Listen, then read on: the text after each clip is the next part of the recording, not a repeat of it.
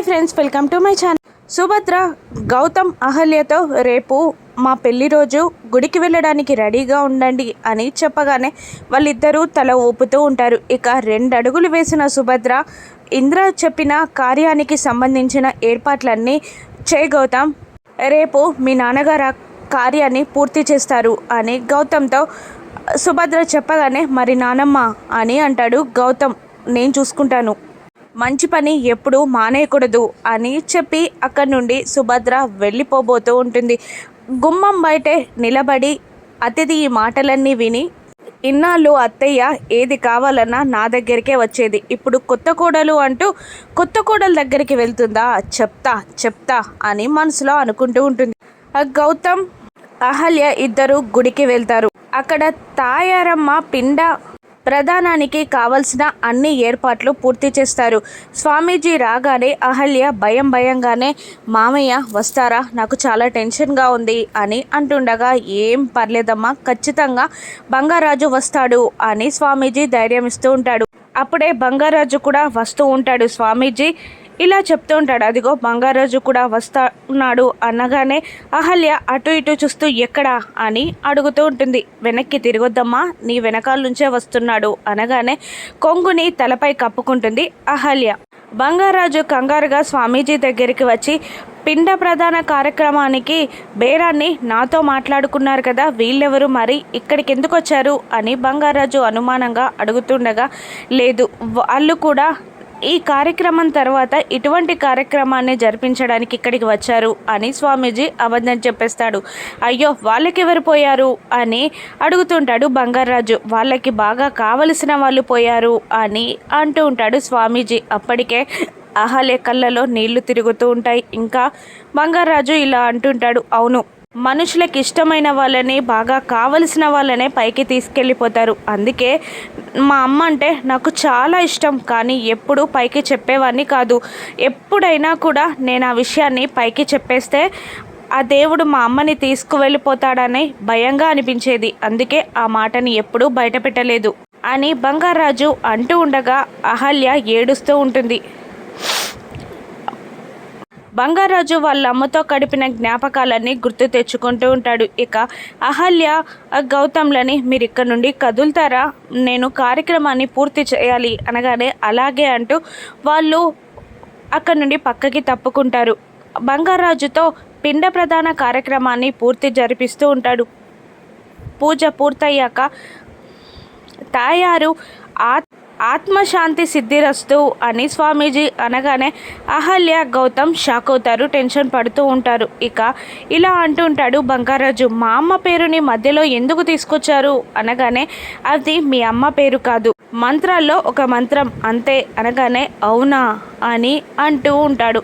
ఇక స్వామీజీ పిండ ప్రదానం, తర్పణం అన్నీ పూర్తయ్యాయి, ఈ పిండాలని చెరువులో కలిపితే ముగుస్తుంది కార్యక్రమం అనగానే తీసుకెళ్ళి నదిలో కలిపేస్తాడు ఆ పిండాలని బంగారాజు. ఇక దూరం నుండి ఇదంతా చూస్తున్న అహల్య గౌతమ్లు ఏడుస్తూ ఉంటారు. ఆ తర్వాత బంగారాజుకి స్వామీజీ ఒక డబ్బు కట్టని అందిస్తుండగా, ఇక ఈరోజు కార్యక్రమం పూర్తి చేస్తున్నంతసేపు మా అమ్మే నాకు గుర్తొచ్చింది, ఈ డబ్బుని నేను తీసుకోలేను అంటూ మళ్ళీ స్వామీజీ చేతిలోనే డబ్బు కట్టబెట్టి అక్కడ నుండి వెళ్ళిపోతాడు బంగారాజు.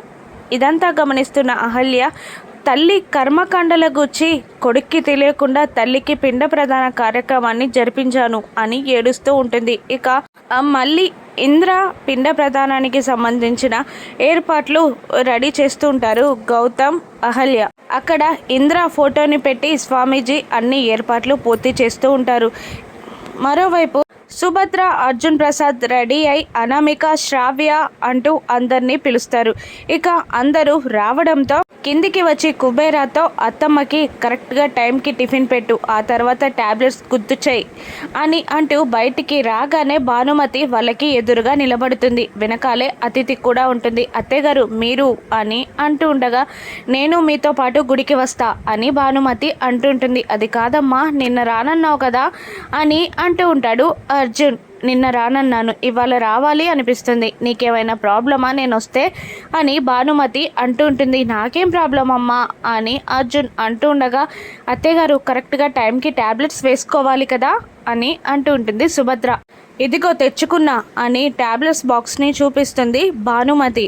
నేను అదే చెప్పాను అని అతిథి కూడా అంటూ ఉంటుంది. దారిలో ఎక్కడైనా నానమ్మ టిఫిన్ చేస్తుందిలే నాన్న అని అనామిక సపోర్ట్ చేయడంతో అర్జున్ ప్రసాద్ ఏమీ చెయ్యలేక 2 కార్లలో గుడికి బయలుదేరుతారు. ఏర్పాట్లు చేస్తున్న అహల్య గౌతమ్తో ఇంకా రావట్లేదేంటి, వస్తారా, ఏదైనా ప్రాబ్లమా అని అంటుండగా, ఏదైనా ప్రాబ్లం అయితే మనకి చెప్పేవారు కదా, ఏం కాదులే అని గౌతమ్ ధైర్యం చెప్తూ ఉంటాడు. అప్పుడే కార్లు గుడి ముందుకి వచ్చి ఆగుతాయి. అదిగో వచ్చారు పద అని అంటూ అహల్యని తీసుకొని గౌతమ్ కార్ల దగ్గరికి వెళ్తాడు. ఇక అందరూ దిగుతారు. అక్కడ భానుమతిని చూసి అహల్య గౌతమ్ షాక్ అయి ఒకరి ముఖాలు ఒకరు చూసుకుంటారు.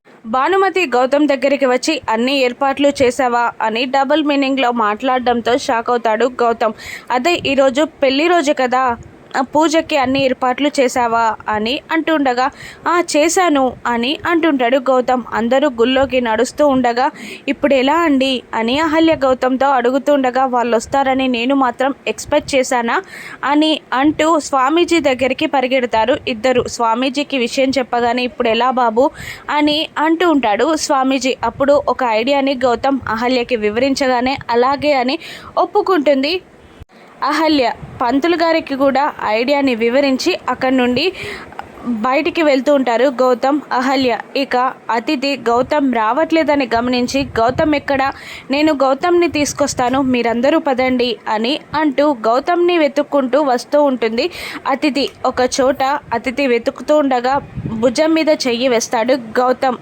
ఏం చేస్తున్నావు అని అతిథిని గౌతమ్ అడుగుతుండగా, నీకోసమే వెయిట్ చేస్తున్నా, మీరేం చేస్తున్నారు అని అంటుంటుంది అతిథి. అహల్య, వాటర్ కోసం వచ్చాం అని చెప్పగానే, నువ్వు ఒక్కదానివి వెళ్ళలేవా, తోకగా గౌతమ్ రావాలనితో పాటు అని అతిథి తిట్టగానే, తోడుగా వెళ్ళానులే అని అంటూ ఉంటాడు గౌతమ్. ఇక వాళ్ళందరూ కలిసి మళ్ళీ గుడి దగ్గరికి వస్తారు. ఇక పంతులు గారు వాళ్ళ దగ్గర నుండి పూజా సామాగ్రిని తీసుకొని, దంపతులు మీరు ఇరువురు ప్రదక్షిణాలు చేసిరండి అని చెప్పి, అమ్మ మీరు విష్ణు సహస్రనామాన్ని పూర్తి చేయండి అని ఒక బుక్ అందించి, అహల్యతో నువ్వు అభిషేకానికి తేనె తీసుకురా అమ్మా అనగానే అలాగే అంటూ పరిగెడుతుంది. ఇక విష్ణు సహస్రనామాన్ని చదువుతూ అందరూ కూర్చుంటారు. అతిథి గౌతమ్ కూడా అక్కడే కూర్చుంటారు. ఇక నామస్మరణ స్టార్ట్ చేయగానే మళ్ళీ స్వామీజీ, తేనె కోసం వెళ్ళిన అమ్మ ఇంకా రాలేదు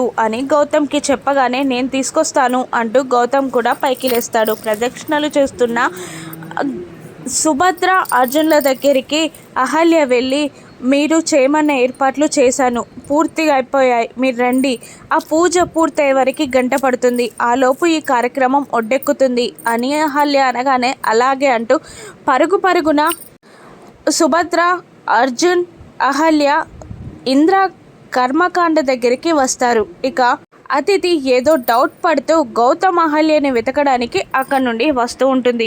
అర్జున్ ప్రసాద్ ఇంద్ర కర్మకాండ దగ్గరికి వచ్చేలోపే ఇంద్ర ఫోటో ముందు మరొక ఫోటోని పెడతాడు గౌతమ్. ఇక అర్జున్ ప్రసాద్కి కొన్ని తెల్ల బట్టలు అందించి, తొందరగా కట్టుకో బాబు అని స్వామీజీ చెప్తూ ఉండగా, నాన్న తొందరగా, వాళ్ళు నామస్మరణ పూర్తయ్యేలోపు మన కార్యక్రమం పూర్తవ్వాలి అని అంటూ ఉంటాడు గౌతమ్.